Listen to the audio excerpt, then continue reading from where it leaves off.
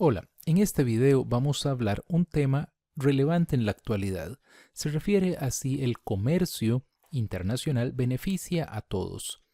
Lo vemos actualmente con las políticas del presidente de Estados Unidos, Donald Trump, y entonces nos preguntamos si realmente la ventaja comparativa lleva a beneficios o si es mejor el proteccionismo. Vamos a devolvernos a los tiempos de las guerras napoleónicas, que ocurrieron entre 1799 y 1815.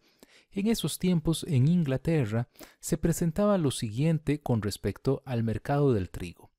Durante la guerra se había presentado una situación de escasez en el Reino Unido, dado que, debido a la guerra, precisamente no se podía importar trigo de Europa. Entonces había una gran demanda y la oferta era muy poca. Eso lo que ocasionó fue que el precio subiera fuertemente. Entonces los terratenientes empezaron a sembrar más, encontraron pues que esto era un buen negocio. Sin embargo, una vez que terminó la guerra, los terratenientes lucharon para que se aprobaran las llamadas leyes de los cereales. Básicamente lo que hacían estas leyes era limitar las importaciones, aun cuando ya era viable importar del resto de Europa. Y esto lo que hacía era proteger a los agricultores de la competencia extranjera. Así entonces el precio del trigo continuó siendo muy alto, llegando al extremo de que el pan era casi imposible de comprar para algunos de los sectores más pobres. Entonces David Ricardo empezó a observar esto, y aunque él era un terrateniente, se opuso a las leyes de los cereales. Entonces David Ricardo pensaba que estas leyes básicamente lo que hacían era empobrecer a Gran Bretaña, y propuso entonces una teoría que explica que todos los participantes del libre comercio pueden beneficiarse de este. Este es el conocido teorema de las ventajas comparativas, que se ha convertido en la base de todas las teorías y de todas las propuestas que buscan justificar el libre comercio entre los países. Así entonces la ventaja comparativa establece de modo muy resumido lo siguiente. Si tenemos dos países, por ejemplo Inglaterra y Portugal, y tenemos entonces un trabajador inglés y un trabajador portugués, entonces David Ricardo decía que ellos podían producir dos bienes, por ejemplo lana y vino, que se podían producir en cualquiera de los dos países. Entonces, si un inglés es 40% más productivo que un portugués a la hora de producir lana, y es 20% más productivo produciendo vino que un portugués, en principio entonces el inglés es más productivo en ambos bienes. Quiere decir entonces que si por ejemplo el portugués en un día logra producir 10 unidades de lana y 20 de vino, el inglés logrará producir 14 de lana y 24 de vino.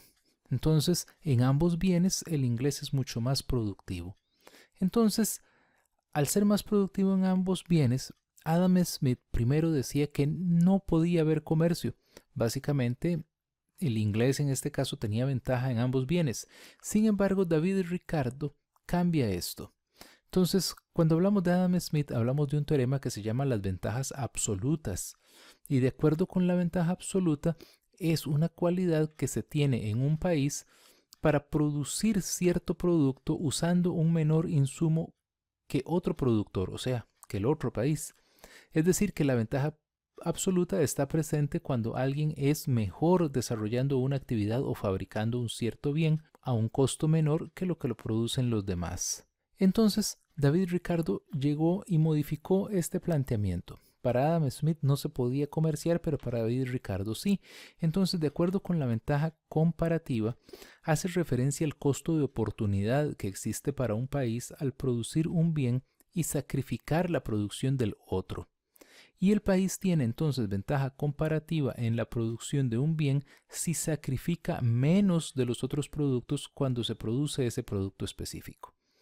Y es posible tener ventaja absoluta sobre ambos bienes, pero no va a tener ventaja comparativa sobre ambos bienes. Eso quiere decir que si un país tiene ventaja comparativa en un bien, no la tiene en el otro, lo cual da la oportunidad de que el otro país también se beneficie del comercio. Entonces, regresando a nuestro caso, podríamos preguntarnos en cuál bien tiene Inglaterra la mayor producción o la mayor ventaja absoluta. Bueno, tiene un 40% de ventaja en la producción de lana, mientras que tiene solo 20% de ventaja en la producción de vino, entonces su mayor ventaja absoluta está en la producción de lana. Así es que entonces Inglaterra va a ser más competitivo en términos de la producción de lana que en la producción de vino. Su costo de oportunidad es más bajo produciendo lana, es más eficiente produciendo lana. Es decir, si ellos tuvieran que sacrificar el vino es un costo menor que sacrificar la lana, donde son muy eficientes. Entonces eso quiere decir que Inglaterra podrá producir lana.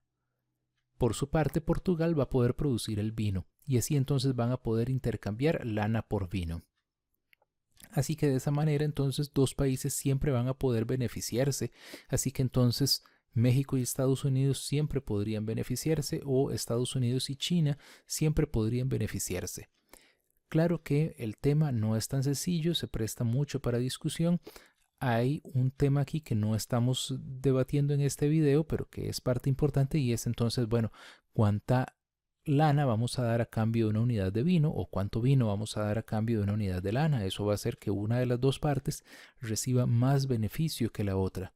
Bueno, muchas gracias. Le invito a visitar www.auladeeconomia.com, suscribirse en nuestro canal de YouTube y suscribirse en nuestro Facebook. Si este video le ha sido de utilidad, denle me gusta. Gracias.